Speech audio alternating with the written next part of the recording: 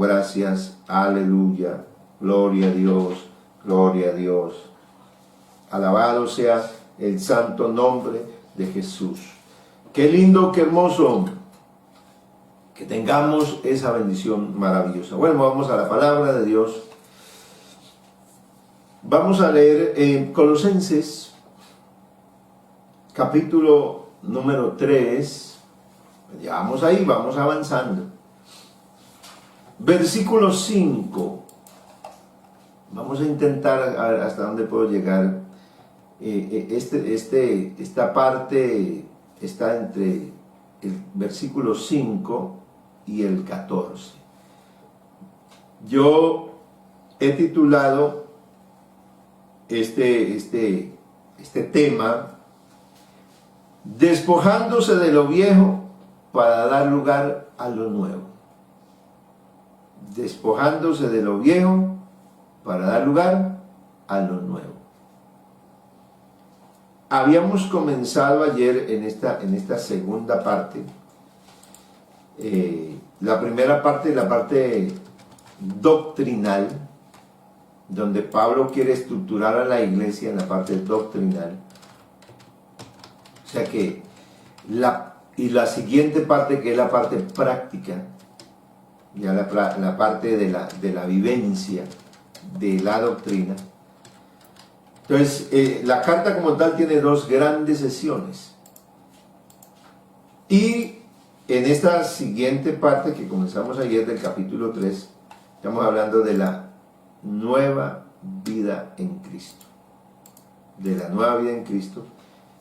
Y ahí en adelante entonces vamos a terminar hasta el capítulo 4, entonces hablando de esta siguiente sesión de la carta, este siguiente aparte, donde si el cristiano está fundamentado en la doctrina, tiene a Cristo como su centro, como su todo, sabe que en Cristo reposa todo, está toda la plenitud. O sea que en Cristo, cuando yo hablo de Cristo, mi estimado amigo, estoy hablando de Dios el Padre también, porque en Cristo habita corporalmente toda la plenitud de la divinidad. Otra traducción es deidad, y si usted busca los significados de deidad o divinidad, se refieren a Dios.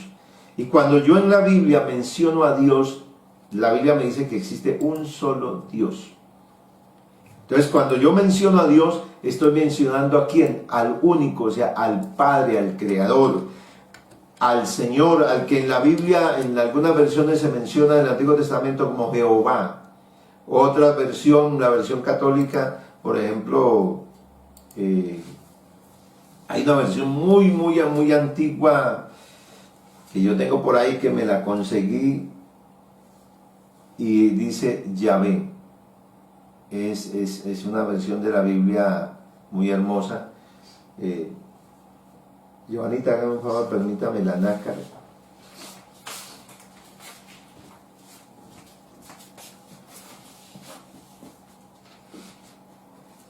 Tengo esta joya que un día la anduve persiguiendo por muchos años.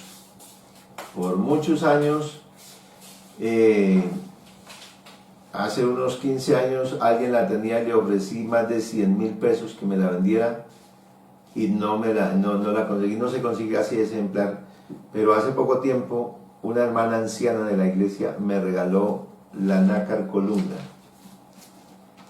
una traducción de la Biblia, de la Biblia católica, una traducción muy fidedigna. Y aquí en esta traducción la Biblia, el nombre para el Antiguo Testamento de Dios se refiere como Yahvé. Así que para nosotros hablar de lo que, para explicar lo que explicamos, consultamos muchas versiones de la Biblia. Consultamos hasta, tengo en mis manos la Biblia católica, una de las versiones muy antiguas. Entonces, para que usted sepa que nosotros estamos usando es la Biblia, porque la palabra de Dios, independientemente de quién la haya producido, esta Biblia ni es evangélica, ni esta Biblia es católica.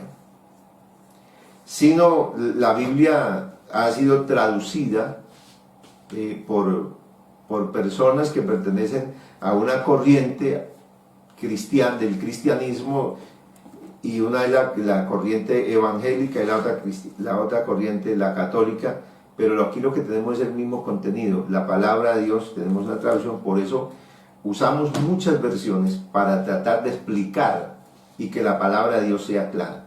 Entonces, si en la vida práctica ya de nosotros, de la vivencia del cristianismo, tenemos clara la doctrina, o sea, la enseñanza, en qué tenemos que estar fundamentados, sobre qué tenemos que estar parados, que es sobre la palabra, entonces nuestra práctica de la vida cristiana va a ser sencilla y va a ser agradable a Dios, y vamos a ir en el camino correcto, porque aquí se trata de que vayamos en el camino correcto, no que, como me decía alguien, vea, si yo quiero llegar a la ciudad de Bogotá, estando en la ciudad de Bucaramanga, yo puedo llegar a Bogotá por varios lugares. Para ponerme de ejemplo, que no importaba lo que él creyera y lo que yo creyera, que todos íbamos a llegar al cielo. Entonces él me dijo, vea, nos podemos ir entonces aquí por el lado de Barranca, y nos vamos por la Dorada Caldas y llegamos a la ciudad de Bogotá. Nos podemos ir por la ciudad de San Gil y llegamos a Bogotá. Nos podemos ir aquí al aeropuerto Palo Negro y nos subimos a un avión y llegamos a Bogotá. O sea, independientemente del bus que cojamos, lo importante es que vayamos para el mismo destino. El ejemplo parece muy sabio, pero la Biblia dice que solamente hay un camino. Para llegar al cielo solamente hay un camino, no hay varios, no hay 3 ni 4. La iglesia es un solo pueblo, es un solo cuerpo, porque la iglesia, la Biblia me la menciona como un cuerpo, como un todo. Entonces, no puede ser que una persona crea de una manera, y otra crea de otra manera, y otro crea de otra, y otro de otra, y de otra, y de otra, y todos vamos a llegar al cielo. No, la palabra de Dios quedó como la luz para llevarnos a iluminar. Por eso es la invitación realmente a que estudiemos la Biblia, a que leamos la Biblia, y no solamente, y en él nos propusimos, Dios me puso en mi corazón que estudiáramos por lo menos una sola carta, así paso a paso, para que nos diéramos cuenta en una sola carta, en un solo libro de la Biblia, a dónde nos apunta Dios, por dónde nos lleva, en uno solo. Y todos los 66 libros que contiene la Biblia no se chocan, son una armonía completa, forman un todo. Si en mi vida cristiana, si en mi práctica, como oíamos ayer, si yo estoy resucitado con Cristo, si estoy resucitado es porque me morí, porque el Cristo, para hablar de resurrección y para decirle a sus discípulos que se había levantado de los muertos, era porque ellos habían visto con sus propios ojos que él sí se había muerto, que a él sí lo habían maltratado. Por eso la resurrección como he mencionado, fue la cúspide de toda la predicación del Evangelio, fue el sello de la garantía de que la redención se completó en la resurrección de Jesús. Toda persona que quiera llegar al cielo necesita morirse. Necesita morirse a lo que antes creía, a lo que antes practicaba. Y lo creía porque así lo entendió, así lo recibió. Pero necesita morirse, entonces se tiene que morir a todo ese poco de creencias para darle lugar a una nueva vida, para darle lugar a la vida del que resucitó de los muertos. Entonces se tiene que morirse. Ay, mi señora fulana de tal, pero usted hacía esto, pero usted practicaba esto, pero usted no sé qué más, pero usted vivía de esta manera y de esta otra. ¿Y qué pasó con esa señora? ¿Qué pasó con ese señor? Se murió. Así de sencillo, se murió. Ya no vive más así. Eso es porque se muere y ha resucitado con Cristo. Y para resucitar, leímos bien claro que sepultados juntamente con Él en el bautismo. Así que el día que a mí me bautizan es en símbolo de sepultura. Yo tengo que ser sepultado porque los muertos, todo muerto lo sepultan. Tienen que hacer alguna cosa para que el muerto no esté más por ahí. Porque si el muerto llega a aparecer y por ahí está andando en la calle, asusta a la gente. Si un cristiano se murió y vuelve a practicar las cosas que vivía antes, asusta. Asusta, dice, oiga, pero usted no era evangélico, usted no era cristiano. Porque el cristiano tiene una forma de hablar,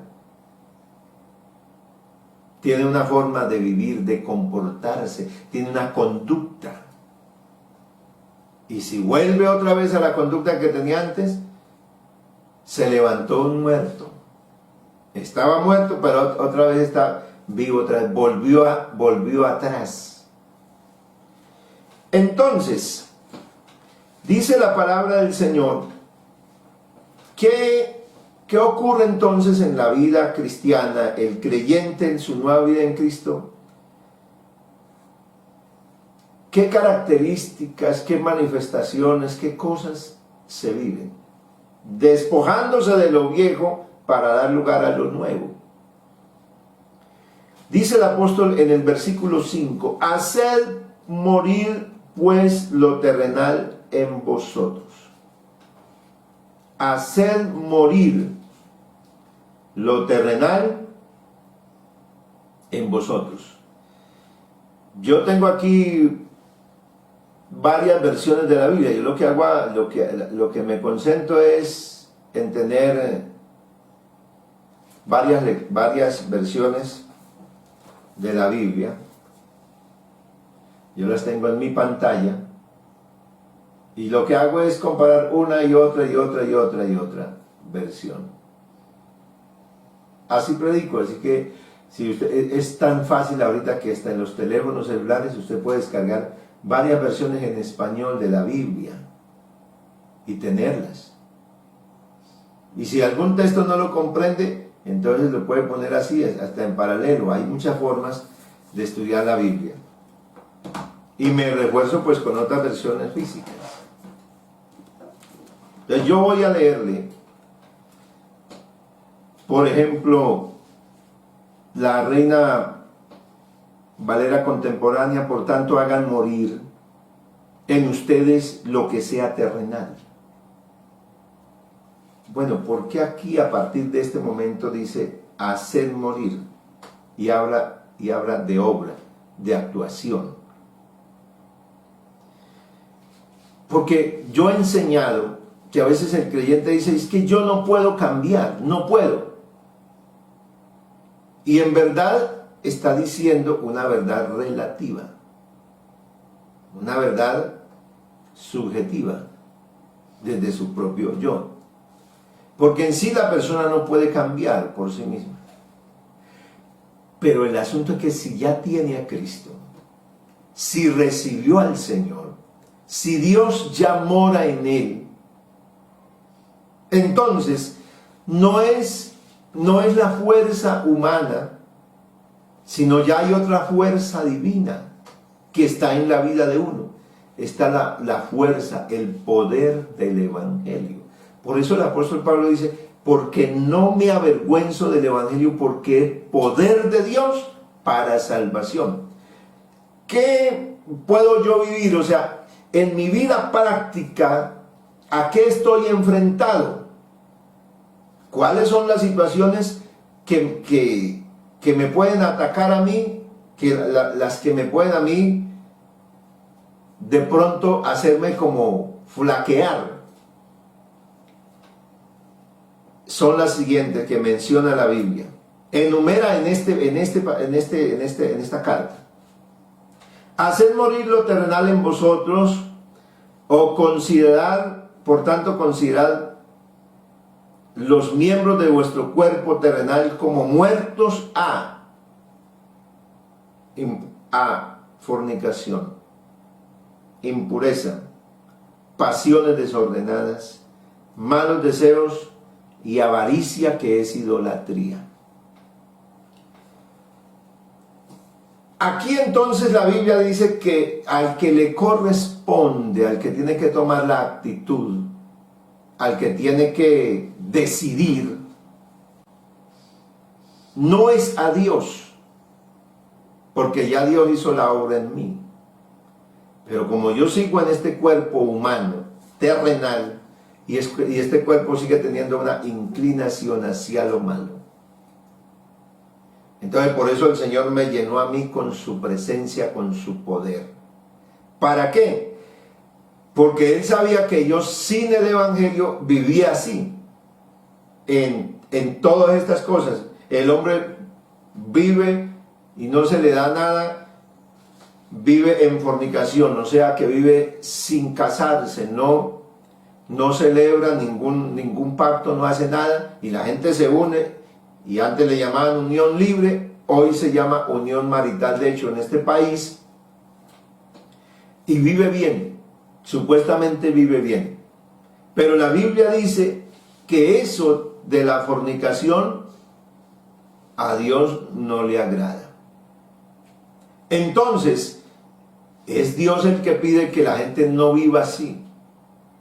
Hoy los jóvenes, hoy más que nunca los jóvenes, desde los poquitos años, ya empiezan a fornicar desde el colegio, ya los chicos fornican en la universidad, y la gente, hoy se habla de matrimonio, dice, le pidió matrimonio, y uno mira por las redes sociales o por los noticieros, que se va a casar, que ahí está en su apartamento pasando la cuarentena con la novia. No, ¿cuál novia? Con la mujer que tiene ya, con el marido que tiene. Eso no es noviazgo. Eso es lo que es fornicación. Entonces, la Biblia dice que eso tiene que morirse. ¿Y quién lo tiene que hacer? El que ya conoció al Señor no puede, no debe mejor, porque poder puede. No debe dejarse llevar de la tentación, pero no, yo me bauticé, pero me conseguí una novia, me conseguí un novio. Y como eso es normal, entonces nosotros ya vivimos juntos. Ya estamos juntos, pastor, y entonces pues queremos arreglar nuestra vida. Un cristiano puede llegar a apartarse de Dios por eso, porque vuelve atrás, recae, y entonces cae en fornicación, cae en impureza. ¿Qué será impureza? Indecencias, dice la Biblia. Y hay personas que son absolutamente indecentes. Así que tienen que pasiones desenfrenadas. ¿Qué más dice la palabra del Señor? Impureza, pasiones desordenadas, bajas pasiones, dice otra traducción, malos deseos y avaricia, que es idolatría.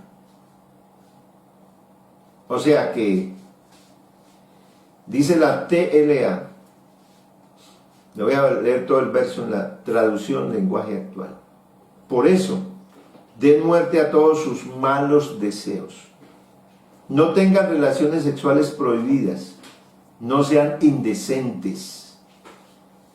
Dominen sus malos deseos y no busquen amontonar dinero, pues es lo mismo que adorar a falsos dioses. Hoy el mundo se había vuelto un mundo absolutamente codicioso, avaro. Allá estaba cayendo mucha, hasta el limonero, como yo le expliqué que días, es avaro. Porque él no es, no, pida y pida y pida y pida. Y uno dele y dele y dele plata. Y él no compra nunca nada, a nadie le da nada. El ser humano es eso, dice, y la avaricia es igual que adorar a otro Dios distinto. Es un pecado gravísimo. Cosas por las cuales la ira de Dios viene sobre los hijos de desobediencia. O sea que cuando un hijo de Dios que ha recibido al Señor practica esas cosas, ¿qué provoca? Que Dios se enoje. Provoca eso, que venga de parte de Dios una reprensión a su vida. ¿Y de qué manera? Pues la persona que se aparta de los caminos del Señor. Ejemplo, hay mucha gente que se apartó del camino del Señor habiéndolo conocido y se unió, cayó en fornicación. Vamos a mencionar ese pecado. Y se arrepiente y Dios lo perdona. Dios lo restaura otra vez, pero sigue jugando, como se ha oído, sigue jugando con fuego. Y de pronto resulta enlazado en una relación donde va a tener problemas de ahí hasta el día que se muera. Va a tener, ¿por qué? Porque Dios lo libra y lo libra, pero la persona continúa buscando el mal hasta que pues lo que uno busca se lo encuentra. Pues termina enfrascado, termina enredado en una relación donde va a tener problemas, donde la pareja que consigue también le es infiel y donde se vive un infierno. Pero ese ha conocido a Dios. Entonces, ¿qué ha provocado? Pues el enojo de Dios. Por eso porque Dios lo deja. Dios, cuando uno se vuelve desobediente, Dios a nadie se le para en el camino como tal y se le para un ángel ahí con una espada, como lo hizo con Balaán, porque hasta el Balaán, como fue tan insensato, que Dios le dijo no vaya, pero Balaán dijo no, es que mire Dios cómo me están llamando y ya casi me están obligando, yo quiero ir. Entonces Dios, pues si tú quieres hacer eso, pues vaya. Y Dios le hizo que hablara hasta una asna le habló a él. Y este hombre estaba tan cegado por la codicia del dinero, porque él amó el premio de la avaricia, de la codicia, y hasta un animal de carga le habló y no se dio cuenta. Hasta que el mismo ángel que estaba con una espada enfrente, el Señor le corrió el velo y vio el ángel, y ahí sí se llenó de temor y se asustó. Entonces el ser humano es obstinado, pero para eso el evangelio es por eso, es para eso, es para librarme a mí, para protegerme a mí, para curarme a mí. Entonces, ¿por qué yo puedo dejar? Porque aquí me pide el Señor, me habla a mí muy claro en que yo tengo que dejar, hacer morir estas cosas. Las tengo que hacer morir. O sea, porque esos deseos van a llegarle a la vida humana. De codicia, de hablar cosas, de hablar cosas de impureza. Toda esa cosa que la gente empieza a hablar de doble sentido, así como hay esos chistes y toda esa cosa vulgar. Que la gente empieza a hacerlo como muy bonito. Empieza a desligarse de lo de Dios y empieza a darle cabida a lo que es dañino, a lo que es maligno. Y por ahí, porque el enemigo no lo va a tumbar a usted, yo no me voy a caer me voy a levantar aquí, me voy a caer, me voy a tropezar aquí porque me voy a ir frente al escritorio. Yo estoy sentado aquí, tengo un escritorio enfrente y yo creo que no me voy a tropezar si salgo aquí de frente, porque no lo voy a hacer inteligentemente, no voy a pararme a caminar de frente pero al salir de aquí me puedo enredar con un cable que está por aquí, que no veo, me tumba. Esa es la realidad. Hay cosas pequeñitas, todas esas cosas así que uno considera que no son malas, por eso la gente que cuando conoce al Señor dice, pastor, ¿será que esto es malo? Cuando alguien me pregunta a mí que si esto es malo, él ya sabe que no le conviene hacer eso, pero la gente sin embargo quiere saber si eso es malo o no. Entonces, Dios me pide que me aparte de todas esas cosas, de los malos deseos, de la avaricia, porque eso es como a postrarme ante otro Dios y adorarlo. O sea, cuando yo me postro ante otro Dios y lo adoro, ¿qué le provoco a Dios? Que Dios se enoje.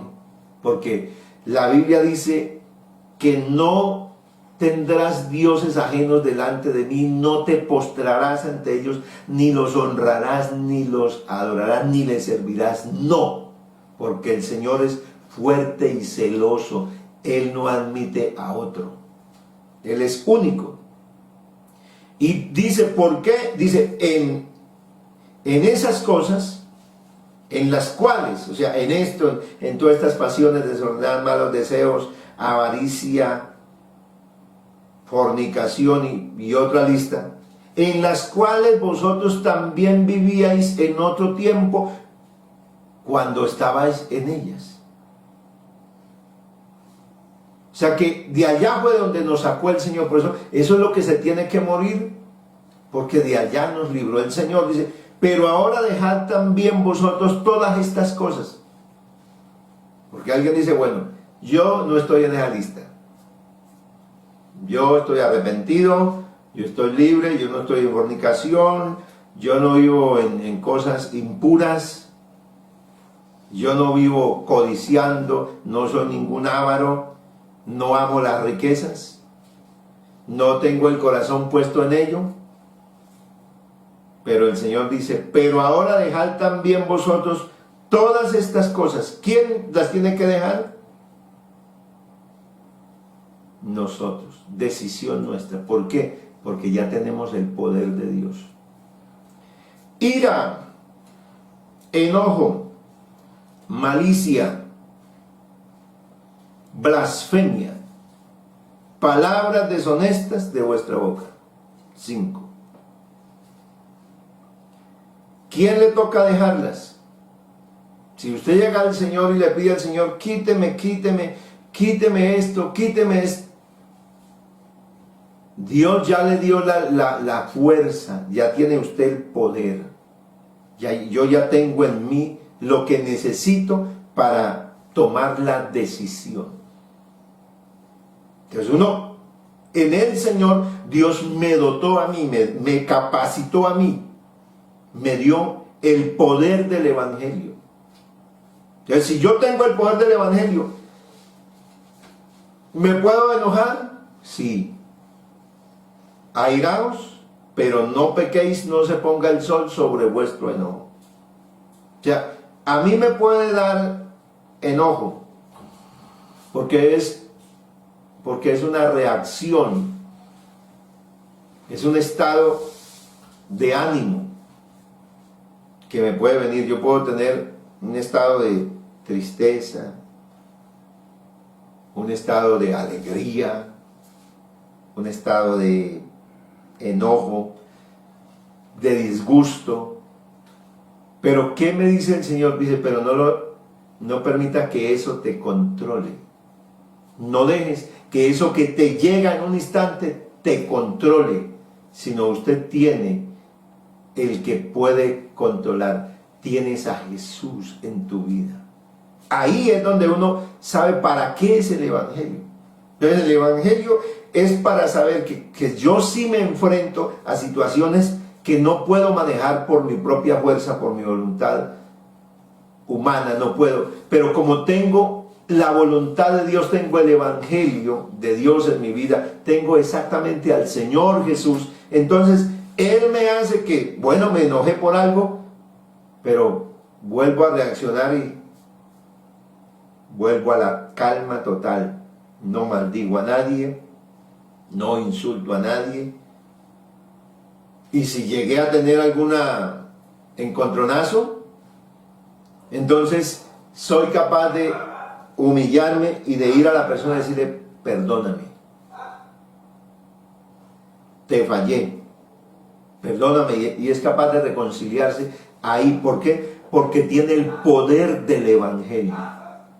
Pero cuando uno no tiene bien, todo el día está enojado, eso está que como si hubiera comido alacranes o no sé qué cosas, está ahí sobre el rechín, los dientes como que los cruje así. ¿Por qué?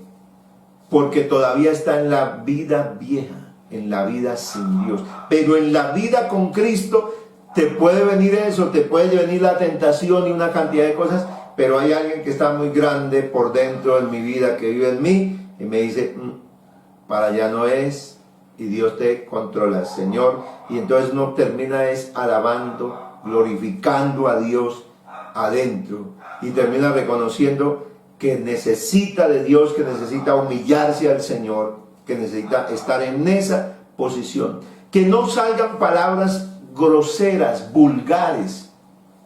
Otra traducción de la que he leído, que no hayan ni groserías, ni palabras vulgares. Porque todo eso Dios le saca a uno, le cambia el vocabulario. No mintáis los unos a los otros, habiendo despojado del viejo hombre con sus hechos. No mintáis. Porque aquí es la mentira. Es el bocado más cercano que está en la mentira. La mentira es tan... eso es como una cosa tan delgada que en cualquier momento uno puede estar mintiendo, porque las mentiras se disfrazan de verdades. Ay, no, es que yo no puedo ir porque tengo un terrible dolor de cabeza. Y no un terrible, tenía hasta un dolor de cabeza, pero ya le está yendo. Dice, no, es que estoy muy mal, me siento muy mal. Como el dolor no se puede medir. El dolor no se puede medir.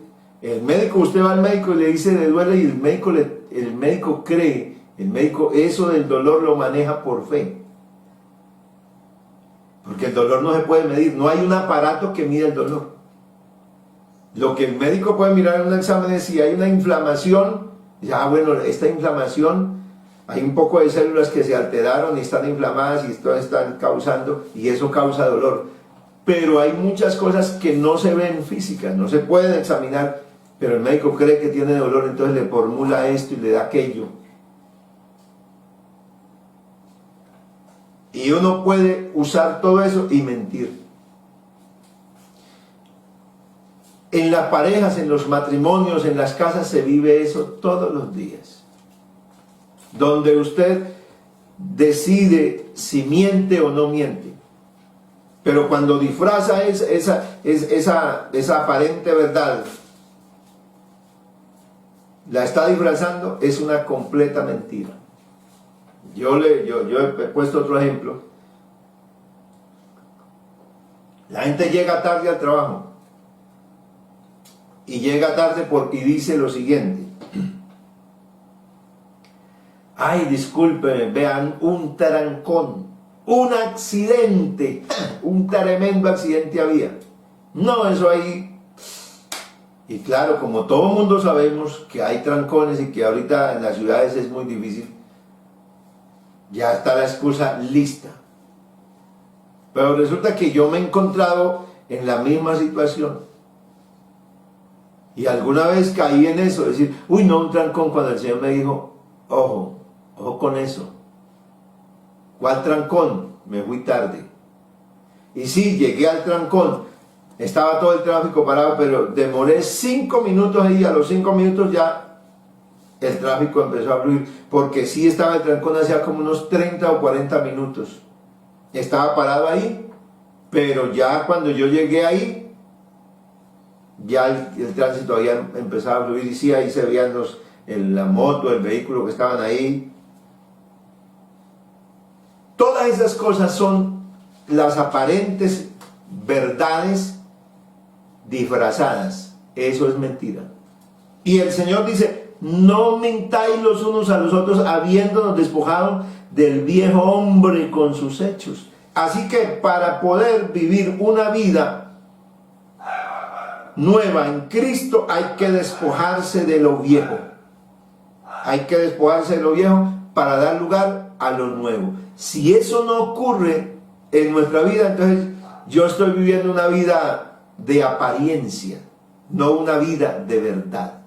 Y el Evangelio fue diseñado para que yo viva una vida verdadera, una vida nueva en Cristo. Así que yo puedo hacer morir eso porque me voy a enfrentar con esa situación.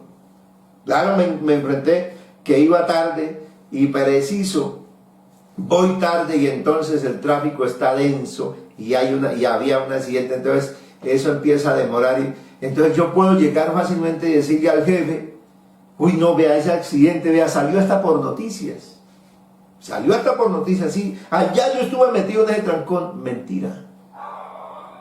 Y así cuando uno es capaz de decir una mentira así, dice otra y te conviertes en un mentiroso. Y eso no agrada a Dios. No agrada a Dios. Por eso el Señor dice que como hemos recibido al Señor, si un día lo recibimos y nos arrepentimos de verdad, dice permanezca así arrepentido, permanezca convertido, no se deje mover para ningún otro lado. No meta rituales ni una cantidad de cosas, no. Ay, no, yo fallé al Señor, pero vea, voy a orarle al Señor por lo menos 2 horas, voy a dedicarme a leer la Biblia como 3 horas para resarcir eso. No, esa es una doctrina que la aprendimos que la habíamos recibido por allá de una denominación grande. El que peca y reza empata. Entonces lo que hace es que como que cometió mal, entonces hoy sí me voy a consagrar hoy para que el Señor me perdone, pero mañana vuelvo y recaigo en lo mismo. No, con el Señor se puede vivir una nueva vida, pero hay que despojarse. O sea, hay que reconocer cada cosa que vivimos y decir, el Señor me dice, no te conviene, no hagas eso, no vivas eso, no hables así, no te comportes así, no mientas. Eso es vida nueva en Cristo. Bueno, me tocó dejar hasta aquí porque me fui muy largo. Toca la siguiente parte, despojándose de lo viejo para dar lugar a lo nuevo, si el Señor no lo permite, el día de mañana. Vamos pues a orar. Vamos a darle gracias al Señor por lo que Dios está haciendo. Aquí estamos aprendiendo cómo es la vida en Cristo. La vida en Cristo. Y ahorita que tenemos todos confinados en las casas, donde es fácil que alguien mienta, donde es fácil que el enojo se explote, que la ira salga. ¿Y qué dice la Biblia? Hágalo morir. Dejad todas estas cosas. No es que llegue usted y se arrodilla y Señor, quíteme esto, Señor, quíteme, porque la Biblia no dice que Dios se lo quita. La Biblia dice que usted y yo tenemos el poder, porque ya lo tenemos a Él, para tomar la decisión de decirle, apártate. A Jesús le llegaron una cantidad de tentaciones, el enemigo dijo, haga esto, haga aquello, haga lo otro. Poncio Pilato le dijo, haga esto, ¿por qué no se defiende? Pero Él tenía el poder que Dios le dio.